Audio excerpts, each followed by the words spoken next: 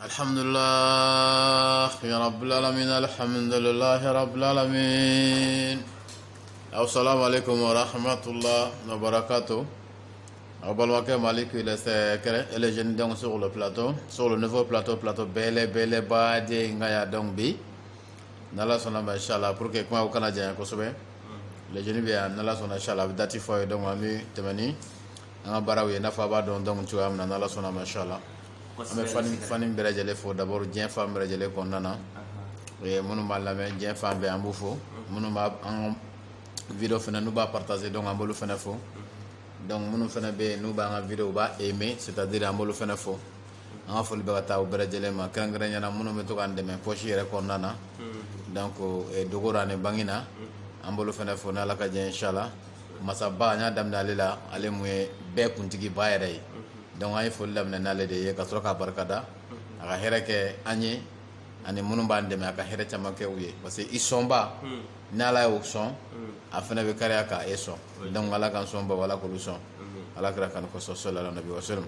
donc les génies dati bi lundi le 16 août 2021 hagilla donc sans plus tarder le secret ko muso mimbe ne warba kuna ere danga dera ka fo karsa muso wartigi do ay war nyina la garsiga danga fana ko yalma ni yo furu est-ce que abni boya furu konna na fo furu ya fo to go mina yere est-ce que abna majigi yewa ki ga blasira ba sitara la kan be donc sababa ma akura ga fo ko ni muso furu muso muna soro wartigi do warba kun parce que wari ale refe mu ye abi do fara mo gradika c'est-à-dire abi do fara e bonyaka donc ga considération ka ta mo yoro abi do fara o ka adora yere abi sagi yere bla donc yere boyen stra yere feneka donc ore kama yeni ngalike ko yalma muso mu nasro warba kuna donc ni ya furu yalma est-ce que abni la bato comme il faut ina fo furu yere afo donc tu ga munawa furu sharia dewni furu yere sigi to ye donc mun fara ko la muso yemina son donc ko kewa ba shitara la kambe donc sababa ma muso ayo ke kaba chema fo me de suna ayo ke kaba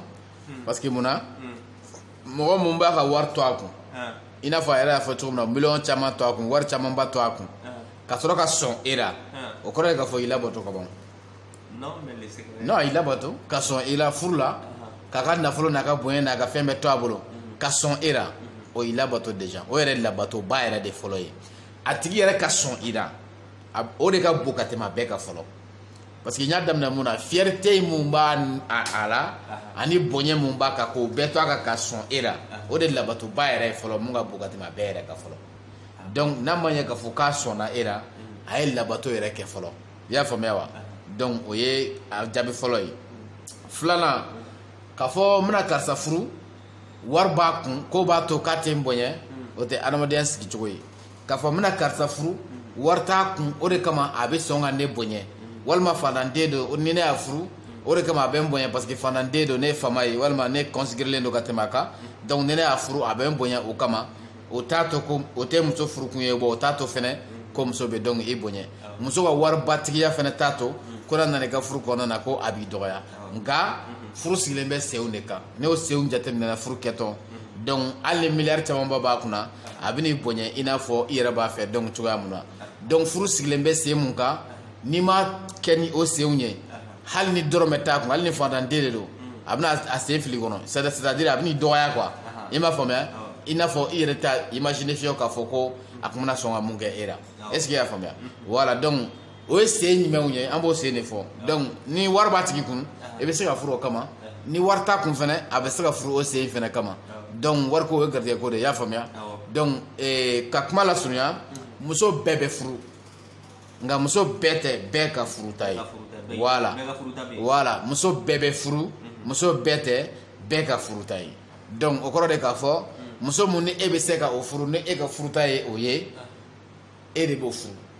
donc i ba soro dobe o kanu muso de c'est-à-dire klonga wi do nyonte kanu muso do quoi nga o te e ka furu muso ye mais i b'a sɔrɔ o kanumuso yɛrɛ e fan fɛ dɔ ka furumuso do dɔ bɛ yen nɔ o de bɛ se ka furu mais e tɛ se ka furu mais e bɛ se ka kanu dɔrɔn de mais e tɛ se ka furu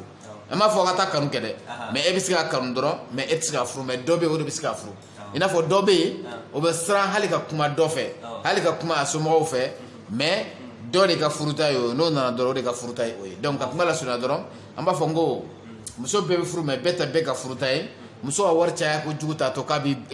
dɔgɔya quoi n'i y'a furu a ka wari dɔgɔya kojugu yɛrɛ fɛnɛ t'a to ko a bɛna i bonya ko n'i y'a furu o kama nka pied mun don an b'o pied de fɔ ka sɔrɔ ka tɛmɛ furu a sigilen bɛ hadamadenya de kan hadamadenya jumɛn hadamaden ɲumanya voilà c'est-à-dire n bɛna karisa furu jɔn de don jɔn ka mɔgɔ don mɔgɔ suguya jumɛn de don a bɛ sɔn mun ma a tɛ sɔn mun ma ne bɛ se k'a mara wa parce que furu la cɛ de bɛ mara kɛ très généralement ka caya i y'a faamuya o de y'a laban ye ne bɛ se k'a mara wa a laban yɛrɛ o de ye ni confirmation ninnu bɛɛ jɛra i ye k'a fɔ ɔhɔn ne bɛ se k'a mara o de ye furukɛ kun ye donc i bɛ se ka furu i bɛ se ka jɔn de mara mun bɛ sɔn i ka ko bɛɛ ma est ce que i y'a faamuya ni dugu jɛra ni hakilila fɛn o fɛn n'i y'a fɔ a ye ale bɛ ɲuman de fɔ a ɲɛ cogo ɲuman ani bilasira cogo ɲuman ani dɛmɛ cogo ɲuman k'o yira i la est ce que i y'a faamuya k'i to lahalaya fɛn o fɛn nka a bɛ fɔ o de ma mara ka an k'an to étage kɔnɔ sisan an k'a fɔ an ka yɛlɛmɛ fo yan fɛ ale t'i sɔsɔ est ce que i y'a faamuya n'i ye kun fɔ a ye ka ban a b'i dɛmɛ a la yɛrɛ c'est à dire a fɔ o de ma mara parce que ɲɛnamaya ye page de ye minnu bɛ yɛlɛmɛ bon diɲɛ mɔgɔw ka teli a ma page de don don dɔ dugu dɔ bɛ jɛ o b'a sɔrɔ a bɛ lahalaya dɔ kan cɛ de b'a ye vraiment nin tɛ arranger bi an ka kɛ tan bon don dɔ dugu dɔ bɛ jɛ o b'a sɔrɔ a bɛ lahalaya dɔ kan cɛ b'a ye vraiment nin fɛnɛ de b'a arranger bi nin luxe de dɛ mais nin b'a arranger bi an ka kɛ tan donc sisan muso min bɛ sɔn o ma ka tugu i ka hakilila bɛɛra k'i dɛmɛ juguman minnu b'a kɔnɔ k'i guider olu la donc k'i bɔ o jugumanw na est ce que i y'a faamuya donc a bɛ fɔ de ma i bɛ se k'a mara wa a bɛ se ka i dɛmɛ i bɛ se k'a mara wa o de kama don min ala ye adama dan tawureta kɔnɔna na ni min b'a fɛ ka ɲini i bɛ taa jeunesse kɔnɔna na i b'a sɛbɛnnen sɔrɔ yen jeunesse n bɛ se k'a f'i ye a sɛbɛn dɔrɔn ko adama ni mɔgɔ dancogo i b'a sɛbɛn ko mɔgɔ dancogo jeunesse kɔnɔna na quoi u bɛ page yira n'u y'a yira i b'a kalan ala ye adama da k'a ban tuma min na a ye awa dan ka bɔ adama na yan'a ka awa dan ye kuma dɔ de fɔ fɔlɔ ka sɔrɔ ka awa dan c'est à dire a ye kun dɔ de fɔ fɔlɔ ka sɔrɔ ka awa dan a ko adama dannen kɔfɛ adama ɲɛnɛfina dɛ nka an bɛna mɔgɔ dilan ka bɔ adama yɛrɛ la mun b'a dɛmɛ c'est à dire mun b'a dɛmɛ quoi waati min na adama danna a mɛna minnu na yan an bɛna mɔgɔ dɔ dan ka bɔ a la mun bɛ kɛ dɛmɛ ɲɔgɔn ye adama ye donc awa yɛrɛ danna kun mun na ala fɛ n'a y'a fɔ fɔlɔ ka sɔrɔ k'a dan o de ye nin donc muso o ye cɛ ka dɛmɛ ɲɔgɔn de ye parce que ala y'o mot de fɔ fɔlɔ yan'a ka awa yɛrɛ dan fɔlɔ après ka sɔrɔ k'awa dan ka d'a ma est ce que i y'a faamuya donc sisan hakilila bɛɛ bɛ cɛ de bolo ni o hakilila ninnu muso min bɛ se ka e labato o kan m'a fɔ i yɛrɛ muso yɛrɛ ɲɛ b'a la ani e yɛrɛ b'a dɔn nin tɛ hɛrɛ ye an ma ka muso diyagoya ka taa don o kɔnɔna na k'a bɛɛ halaki n m'o fɔ dɛ hali o yɛrɛ n'o ko nana muso de bɛ cɛ bilasira k'a dɛmɛ dɛmɛ bɛɛ tɛ i k'i poche ye quoi ka mɔgɔ dɛmɛ ni hakilila ye ka mɔgɔw dɛmɛ ka mɔgɔ dɔ bila k'a bɔ a ka hakilila kan mun tɛ ɲuman ye k'a bila hakilila wɛrɛ kan o bɛɛ ye dɛmɛ dɔ de ye c'est à dire muso mun bɛ se ka o k'i ye quoi a bɛ fɔ de ma mara muso mun ni e bɛ se k'a mara a jɛnɛ bɛɛ donc n'i ka hakililaw ye hali ni minnu man ɲi a bɛ na ni stratégie de ye mun b'a to donc olu bɛ ɲɛ cogoya mun na e y'a faamuya o bɛ sɔrɔ muso mun na ni milliardaire don ko o sɔnna e la siga t'a la n'i y'o furu i tɛ fɔ i jugu kɔ a tɛn'i lebu e hakili bɛ mun na wari tɛna yada k'a fɔ k'a bɛna e tɛmɛ i dan kan walima a bɛn'i dɔgɔya nafolo in kama non parce que i ye wari yɛrɛ tigi de lajɛ fɔlɔ ka sɔrɔ ka furu kɛ c'est à dire e mago bɛ adamadenya fɛn mun na olu b'a la n'i y'a furu wari tɛna foyi yɛlɛma o tigi ka ko la parce que i y'a ta yɔrɔ dɔn quoi c'est à dire i y'a ta cogo dɔn quoi donc n'i ma o lajɛ fo i y'a lajɛ dɔrɔn nafoloko sira fɛ karisa ye fantanden karisa yɛrɛ fɛnɛ fantan n bɛ t'o furu parce que o de b'a to o bɛ n bonya o t'a to k'a b'i bonya jamais donc dɔ bɛ yen i b'a furu o lahalaya in kan ka na i n'a fɔ o hakilila in kan k'a fɔ fantan dɔ fantanden don a bɛ tɔɔrɔ mun da i kan kabini ala k'i da tɔɔrɔ mun ɲɔgɔn ma deli ka da i kan a b'o de da i kan a t'i labato yɛrɛ fiyewu donc nafolotanya in m'a to k'ale y'i labato quoi donc a kuma la surunya dɔrɔn muso ko hadamadenya ko de don i bɛna mɔgɔ mun furu n'i y'o dɔn ka ban hali ni wari caman b'a kun a furu hali ni dɔrɔmɛ t'a kun a furu mɔgɔya sigi bɛ sen mun kan n'olu b'a la ka ban k'e bɛ se k'a mara a ka ca ala fɛ hɛrɛ b'o la n'a n'a ka nafolo don o de bɛ kɛ hɛrɛ tɔ ye i ma parce que nafolo fana b'a tɔ ja quoi ni wari t'a kun a tɛna e fana tɔɔrɔ parce que hali ni wari t'a kun a tɛna e kɔni tɛmɛ i dan fana kan donc ko bɛ nɔgɔya donc muso a dabɔra pour que ka ala ye muso dilan pour que ka cɛ dɛmɛ i y'a faamuya damu in a b'o o b'a kɔnɔ quoi mais ko sigi cogora quoi ɲɛnamaya ko sigi cogora parce que ko bɛɛ ti bilo damu damana ni ko an ka taa ɲɛ sisan est ce que kurusi bɔli dama bɛ mɔgɔw ta ɲɛ voilà o tɛ mɔgɔw ta ɲɛ mais ko caman de b'a kɔnɔna na a bɛ minnu kɛ an bɛ baara kɛ an bɛ so jɔ an bɛ nin kɛ kurusiw bɛna bɔ kɔnɔ c'est vrai mais yan'o cɛ walima avant ça walima après ça ko mun b'a o tɔ ɲɛ quoi olu ye ɲɛnamaya développement de c'est à dire taaɲɛ kow ye o bɛɛ tɛ kurusi bɔ ye donc muso mun bɛ se k'i dɛmɛ o ko la awa danna o de kama pour que ka adama dɛmɛ a ka ɲɛnamaya la damu ko o fana b'a kɔnɔna na n'ala ka jɛn sara donc les jeunes i bɛ jumɛn fara nin kan bon sisan dɔ fana bɛna ɲininkali kɛ ka fɔ parce que muso de nature naturellement muso kuma dɔ la n'u tora ka fanga sɔrɔ ou bien n'u bilala lahalaya la mun b'u yɛlɛ sanfɛ a dɔw la u t'u majigin yɔrɔ dɔw la cɛ ye i n'a fɔ o dɔ ye waritigiya dɔ bɛna ɲininkali kɛ ne muso kɛra waritigi ye supposons sisan muso majorité la muso min bɛ yen ni pouvoir dira a ma a kɛra wari a kɛra masaya ye u tɛ sɔn majigin bɛ dɔgɔya u fan fɛ non n ye mun f'i ye i seginna n ka kuma kan dɔrɔn o ye muso ye depuis a ma wari sɔrɔ e b'a dɔn depuis a ma wari sɔrɔ e b'a dɔn sunkurutigɛla bɛ nin ne ka kuma in sunkurutigɛla b'a dɔn ka tɛmɛ diɲɛ maa bɛɛ kan i bɛ to ka go mun fréquenter mɔgɔ suguya mun don ni karisa ye wari sɔrɔ e b'o dɔn cɔ a bɛna mun k'i la k'a bɛna ma wari sɔrɔ e b'a dɔn kelen filanan gogo bɛɛ ka bɔ a la i kana sunkurutigɛ yɛrɛ karisa filɛ nin ye cogoya mun na ne b'a fɛ k'a ma minɛ n bɛ ka ko recherche kɛ kabini a ma wari sɔrɔ i b'a dɔn ni filɛ nin ye cogo mun na n ko bɛ mɔgɔ la ni mɔgɔ bɛ kuma kɔni walima aw bɛ jɛ kɔni i b'a dɔn karisa la k'a fɔ nin kɔni nin tɛ se ka mara mais a kɔni ka di ne ye n bɛna a furu donc n'o tigi kɛra nafolobatigi ye walima a kɛra faama ye walima a kɛra responsabilité ba dɔ ye n'o ye bila ou bien a ye ko dɔ a nana ni ko dɔ ye mun ni hakili tɛ mun faamuya o tɛ ko ye mun bɛ kɛ ko kura ye quoi o dɔnnen bɛ déjà quoi o de la n y'a f'i ye n'i k'a dɔn fɔlɔ yanni k'a tigi ta parce que o tigi in tun bɛ ten de dɛ mais mun y'a ta o tun t'a dɔn peut-être walima a tun b'a dɔn a y'a ta o kan donc a bɛna laban de la fɛnɛ n'a ye wari sɔrɔ siga foyi t'o la sinon mun tun tɛ ten kabini a yɛrɛ cogoya la a tɛ kɛ ten quoi est-ce que i y'a faamuya voilà a bɛ ten de n'ala ka jɛn inchallah baasi t'a la ale sɛgɛrɛ nin fana ko a ye ɲininkali kɛ ko an ka jateminɛw la k'a fɔ ka caya an b'a ye cɛw bɛ jarabi u ka baarakɛla musomanw de la k'a sɔrɔ muso fana b'u bolo u ka so kɔnɔ ye patron musonin de fana nana ni baarakɛla in fana ye donc an b'a ye généralement cɛ in a bɛ jarabi baarakɛla de la ka patron in to yen yalima mun de bɛ na ni o ye bon baasi t'a la ala k'an bɛn sababa ma bamananw ko ten ko gɛrɛ ɲɔgɔn na donc ko bɛna ni murula sɔgɔli ye o kɔrɔ tɛ arabu fana ko ko tɛ ka wulu tulɔ a ka sɔrɔ k'i ci o t'o ye sa i yɛrɛ bolo ka nafolo nalen n'a fɔra ko nana ka na e yɛrɛ da don kuma na ka n'i ta ta i ka baara kɛra y'a dɔn ko bɛ caya mais baasi t'a la a bɛ kɛ c'est possible donc c'est bien possible o kɔrɔ ye k'a fɔ o ye fɛn mun ye o ye deli de deli c'est à dire ni mɔgɔw b'i deli fɛn bɛɛ bɛ se ka na deli kɔnɔna na est ce que i y'a faamuya hali mɔgɔ bɛ sɔn k'a yɛrɛ fa mɔgɔ nɔfɛ deli kama o kɔrɔ ye di i ni mɔgɔ dɔ voilà deli faramadi ni mɔgɔ dɔ baara bɛ don ni mɔgɔ dɔ cɛ sisan a bɛ deli ɲɔgɔn ye a bɛ diya ɲɔgɔn ye quoi c'est à dire deli b'aw ko diya ɲɔgɔn ye n ma kanu yɔrɔ fara fɔlɔ quoi mais n bɛ tila k'o di ta ye di deli b'aw diya ɲɔgɔn ye i bɛna bala a tigi la a b'a fɛ ka to ko dɔ la e b'a fɔ k'i bɛ fɛɛrɛ kɛ ka dɛmɛ dɔ ma pour que k'a bɔ ko in na aw fila bɛɛ bɛ se ka to a la voilà deli de b'o kɛ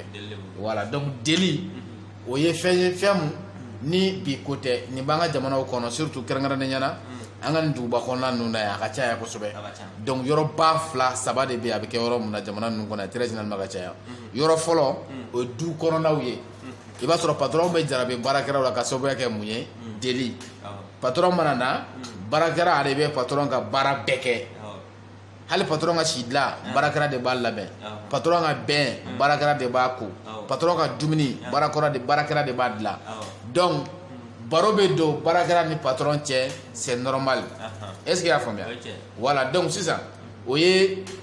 gɛrɛ ɲɔgɔnna fɔlɔ de bon filanan o bɛ na ni esprit ko in na sisan o bɛ se ka na ni jarabi ye a bɛ se ka na ni nege ye parce que nege ni jarabi olu tɛ kelen ye jarabi ye jumɛn ye mɔgɔ dɔ ko diyara e ye fo i tɛ se ka ɲɛ a kɔ bilen mais fɛn ma don aw ni ɲɔgɔn cɛ fɔlɔ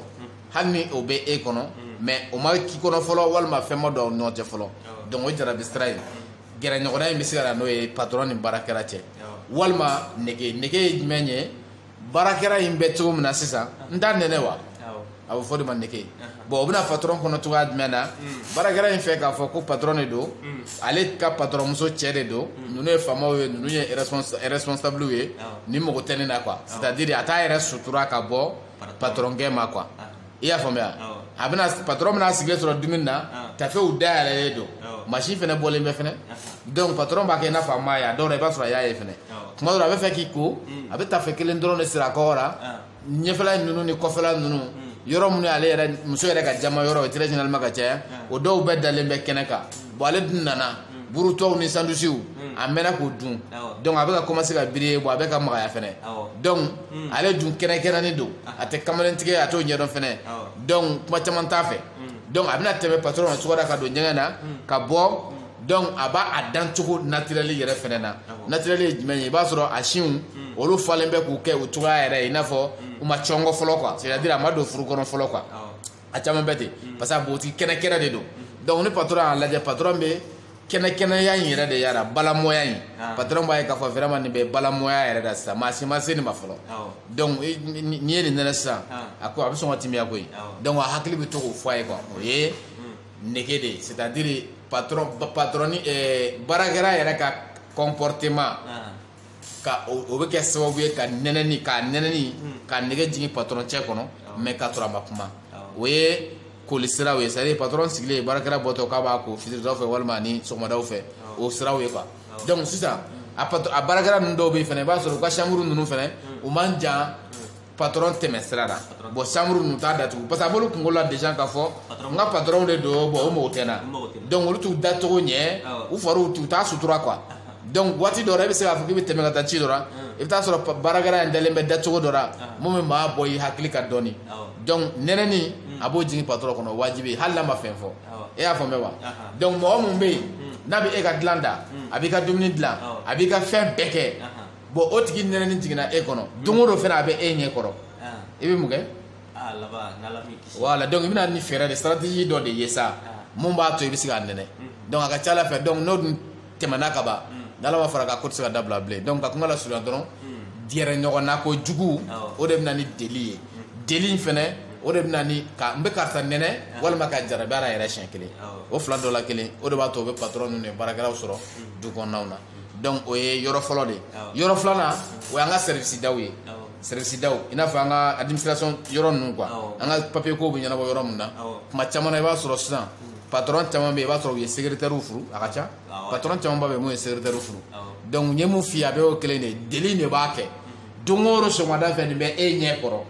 kunun a tun bɛ jinin dɔ la kisolon dɔ tun b'a la i y'i ɲɛ damu dɔɔnin o nana kafe di e ma a bɛ ka yɛli fɛ ni e y'a bila fɛn o fɛn a b'o kɛ parce que ale ka patron ye e ye ale bɛ k'a yɛrɛ kɔlɔsi e la n'i ko te sigi a b'o sigi libitɔni sigi a b'o sigi donc ɲɛmɔgɔ ko bɛ cogo di patron sini n bɛ ɲɛmɔgɔ dilan ka na n'a ye nɔnɔ nege bɛ na n bɛ se yawuru dilanli la o donc o bɛ k'o nɛgɛ donc kunun jinin dɔ tun b'a la kolan dɔ tun b'a la kun tuguni ɔrɔbu dɔ fana tun b'a la o tun ka surun donc toujours ale tun bɛ patron in ɲɛ de kɔrɔ tuma dɔ la a dɔ la fana i b'a sɔrɔ muguso ɲuman b'a bolo farafincɛ kanufɛn ye mun ye o tɛ muguso ye tuma dɔ la fana i b'a sɔrɔ ɲuman b'a bolo o bɛ munumunu na patron ɲɛ kɔrɔ don o don bureau kɔnɔ don dɔ la a bɛ rendez-vous de koyi a b'a fɔ an ka taa dumuni kɛ yɔrɔ dɔ la ne yɛrɛ mago bira ci dɔ la an ka taa dumuni kɛ yɔrɔ dɔ la parce que concours dɔw bɛ ka fɛn n bɛna lajɛ quoi ni sera i ka dossier bila yen nɔ pour que i bɛ se ka teliya cogo sinon an ka yɔrɔ in na nɔ jan yɔrɔ in ma dala ni nafa bɛ bonya i kan kosɛbɛ quoi n bɛna fɛɛrɛ sɔrɔ i la pour que i ka se ka kɛ i yɛrɛ ka se ka bonya quoi c'est à dire i ka se ka sɔrɔ dɔ kɛ mun ka bon quoi sinon yan i tɛ sɔrɔba kɛ quoi donc muso ye nata fɛn de ye bon an ka taa dumuni kɛ yan fɛ parce que a ye mun fɔ fɔlɔ o bɛɛ donna muso ye kunkolo kɔnɔ donc an ka taa dumuni kɛ yan fɛ ka ban o tɛ ban o ma n'a tun taara dumuni kɛ fɛn wɛrɛ kɛli bɛ se ka ɲami an na donc a laban na n'i taara fɛn dɔ sɔrɔ o la tuma dɔ la mun b'i hakili minɛ a caman bɛ taa laban ni furu yɛrɛ ye siɲɛ kelen donc o de kama an ka administration n'i y'an ka service daw lajɛ kuma caman i b'a sɔrɔ patron caman bɛ yen u ye secrétaire furu ka sababu kɛ kun wɛrɛ t'a la deli de don quoi deli ni deli nana fɛn bɛɛ bɛ se ka na donc deli kɔnɔna na o ye yɔrɔ fɔlɔ yɔrɔ filanan ye yɔrɔ sabanan o ye an ka sugu kɔnɔnaw de ye sugu kɔnɔnaw i b'a sɔrɔ e ka bitigi da e sigilen bɛ kuma bɛɛ i bɛ te sigi denmisɛnninw bɛ ka fɛnw ta ka don fɛn ka carton cɛ carton ninnu da don ninnu da don Fatimu ma se yan fɔlɔ patron a bɔra a ye tiga binna dabila e b'a faamuya donc Fatimu na o na fana bɛna kumaw fɔ muso kɔni don o don e y'o ye e bɛna dumuni san sugu in na yan ne kɛra e muso ye walayi i tɛna dumuni san yan ne bɛ soli ka wuli de cɛ furulen ye o bɛna dumuni san sugu la i muso a tɛ se ko foyi la a t'a nacogo dɔn sinon ka ni cɛ ɲɛnama sɔrɔ o ka na o ka soli ka na dumuni san sugu la walayi ni ne ye muso ye i ti bɔ yɛrɛ donc ale b'o kuma na tiga bɛ ka san kuma dɔ ale fɛnɛ fini dagɛlɛmanba t'a bolo sa mais mun b'a bolo a fɛnɛ b'u ko ka jɛ ka to k'a dabɔ a kama a tɛ silipu ninnu yafa bɔrɛ kelen olu tɛ jɔ a jukɔrɔ fini dɔw bɛ yen nɔ n'i m'o fini ninnu don a jukɔrɔ donc i magaya degré ye mun ye a y'i tɔ bɛ magaya ka tɛmɛ o kan bon tuma bɛɛ ale bɛ biri la patron ɲɛkɔrɔ teminɛnw ko biritigi ɲɛkɔrɔ n ka teminɛnw ko Fatim teminɛw ko yanni ka tɛmɛ e bɛ biri la yen i bɛ ka taama tigaw bɛna bila a laban na téléphone numéro bɛ taa koyi ne ko e yɛrɛ ka numéro ye jumɛn ye de an bɛ nin bɛɛ la i ma numéro di yan nɔ i kɔni e maa kuntan yɛrɛ de e bɛ mun kɛ ne ka numéro ye n ja sa i m'a ye donc crédit bɛ cili daminɛ fo a laban na n y'a fɔ cogo min na o de don dɔrɔn o fana bɛna bɔli de boloda donc a laban na a bɛna kɛ furu yɛrɛ walima a bɛ kɛ kanu ye mun bɛ kɛ kanu sumalen ye i m'a faamuya kanu sumalen i b'o dɔn wa dɔ t'a fɛ a ka dɔn k'ale ni karisa bɛ ɲɔgɔn fɛ cɛ dɔ la cɛ ou bien muso u bɛ ɲɔgɔn fɛ de dɛ u bɛ bɔ u bɛ kow kɛ mais kelen kɔni tɛ fɛ a ka dɔn ko ale ni kelen bɛ ɲɔgɔn fɛ donc a bɛ fɔ de ma kanu sumalen voilà parce que bitigi bonya min b'a ka sigida in na yen sugu in dawolo la yen patron de don ni mɔgɔ y'a dɔn k'a fɔ ko an ka tigatigi karisa kɛ an ka n'o bɛ ɲɔgɔn fɛ jɛnɛ sɔrɔ ma a sɔrɔ ma koyi a n'o bɛ ɲɔgɔn fɛ koyi i m'a ye wa donc a bɛ tan de donc a bɛ fɔ o ma kanu sumalen donc a bɛɛ o ye yɔrɔ sabanan ye nin bɛɛ bɛ na kun mun kɔnɔna na c'est à dire deli de don quoi deli filɛ nin ye n'i ma s'a kɛcogoya ɲɛna kɛcogo de b'a la n'i ma s'a ɲɛna dɔrɔn a bɛ yɛlɛma ka kɛ fɛn wɛrɛ ye donc patron muso minnu bɛ yen n'u b'a kɛ kun o de kama très généralement i b'a sɔrɔ u bɛ baarakɛla ninnu surveiller kosɛbɛ ni baarakɛla bɛna commencer ka lankolonbɔ ni fɛnw daminɛ dɔrɔn u b'a bagabaga ka mankan wuli dɔw b'a bila yɛrɛ donc parce que u b'a dɔn cɛ ye jarabi fɛn ye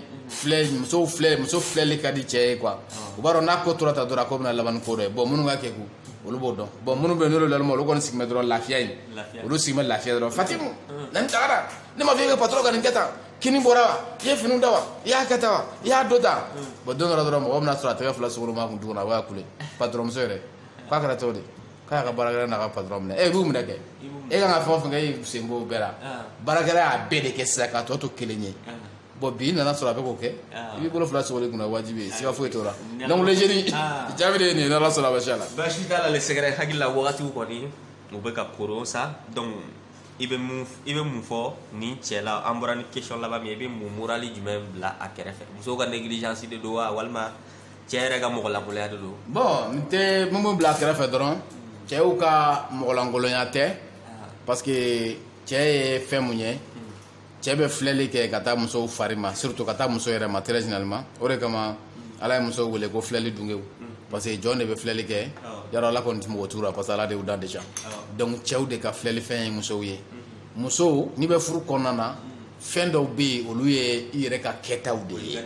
voilà donc fɛn dɔw bɛ yen olu ye baarakɛla ka kɛtaw ye an bɛ ɲɔgɔn dɛmɛ wajibi ye mɔgɔ kelen tɛ se ka baara kɛ dukɔnɔ baara maa kelen tɛ se ka kɛ fɛn dɔw bɛ yen olu ye baarakɛla ka dɔn kɛtaw ye donc baarakɛla ka kɛta ni muso m'o dɔn i m'i yɛrɛ ka kɛta dɔn k'a bɛɛ to baarakɛla bolo a ka kɛta ye mun ye a b'o kɛ mun t'a ka kɛta ye a bɛ tila k'o t'o fana kɛ parce que n'i y'a accès de kojugu i b'a fɔ nin ye baarakɛlaw de nin ka nɔgɔ dɔnna na dɔw ta u yɛrɛ dɔgɔmuso nalen u fɛ yen vacances la yan'a ka bɔ yan ni cɛ bɛ kɛ ɲɔgɔn fɛ voilà donc yala tɛ tɛmɛ o kan o de y'a kojuguma yɔrɔ ye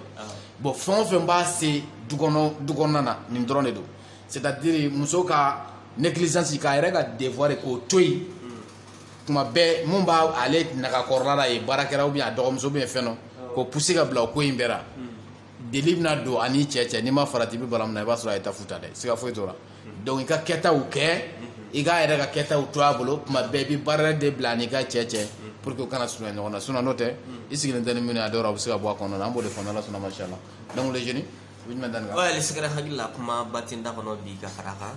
Bah c'est tara toujours Malick le secret et les jeunes donc on remet plateau ba ngaya bi ni ba ɲini internet sɔrɔ i b'a sɔrɔ Malick le secret i b'an sɔrɔ internet kan ni mɔgɔ bɛ kunnafoni wɛrɛ fana i bɛ se ka da o gosi 77 39 39 0 n'i ye da gosi daw na yɛlɛ i ye dɛ ni dama yɛlɛ a kɔrɔ de k'a fɔ jama ka ca dɔɔni k'i pɔsɔn dɔɔni ko daw ko na yɛlɛ i ye dɛ n'Ala ka diɲɛ inchallah donc an ka baara taasira an y'o de fɔ aw ye kurusi kɔnɔna kibaruya de don ni degun b'i kan i ka kurusi kɔnɔna na i b'an wele an b'a régler n'Ala ka diɲɛ inchallah sutura la mɔgɔ si tɛ bɔ a kalama ni Ala sɔnna donc masire fana tafe kɔnɔna kibaruya de don dɛ n'a sɔrɔ degun b'i kan degun mun n'i tɛ ka kow faamuya a cogoya la donc i b'an wele ni Ala sɔnna ma inchallah degun an b'a wuli ka bɔ i kan n'Ala ka diɲɛ inchallah. Donc groupe fana b'an bolo, an ka groupe bɛ marcher su ani tile n'Ala sɔnna ma inchallah. Donc n'i b'a fɛ ka yɛlɛ groupe in kan i bɛ weleli kɛ ɲɔbugu ɲɔkow de don, a ta kan ye mun ye o na f'i ye n'Ala sɔnna ma inchallah.